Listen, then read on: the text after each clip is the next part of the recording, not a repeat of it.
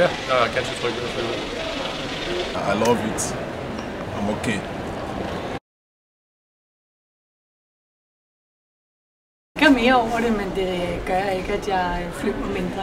Jeg er ret sikker på, at der er godt styr på sikkerheden, og jeg tror, at medierne i bund og grund også skruer det her op til, at det hele skal være til fare for alle. Perfect. On the flight, before I board the flight, I know that the airline is okay before I board the flight. Yeah.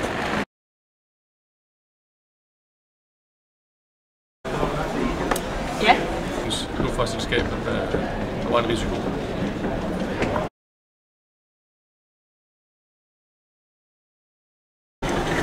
Ja, det synes jeg er en god idé. Alt for at sikre sikkerheden.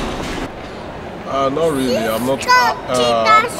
I'm very, very safe, and I don't think there is any problem because each time I'm on a flight, before I board the flight, I know that the airline is okay. Jeg mener ikke, det er nødvendigt at øge sikkerheden omkring flysikkerheden i cockpittet, som det er i dag.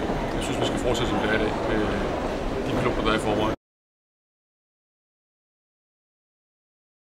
Jeg tror, der er mere fokus på sikkerheden nu, men jeg er lige så tryg nu, som jeg var dengang. Jeg tror, flysikkerheden er blevet meget bedre, end den har været. Men det er nok mere på grund af flyenes tekniske tilstand, end det, vi ser med piloterne. Jeg tror, der er mere fokus på omkring flysikkerhed. Very safe.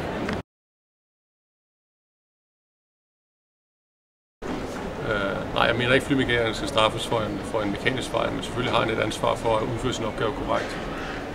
Men det må der være nogle processer, nogle procedurer, der det som sikrer, at arbejdet er udført i en ordentlig standard. Jeg tror, det er vigtigt, at virksomheden også har et ansvar for det, og det er i bund og grund af virksomheden, som skal straffes sig ikke så meget den enkelte person. Og det er virksomhedens ansvar at sikre, at deres medarbejdere er udviklet til at kunne håndtere sikkerheden og de tekniske ansvar. I don't understand.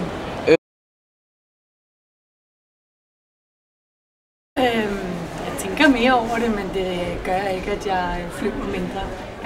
Nej, jeg er ikke bekymret over flysikkerheden efter de seneste tilfælde, hverken af forsvundne fly eller fly, der er styrtet ned. Jeg mener, sikkerheden er, som den bør være. You know, life is all about risk. It's about risk.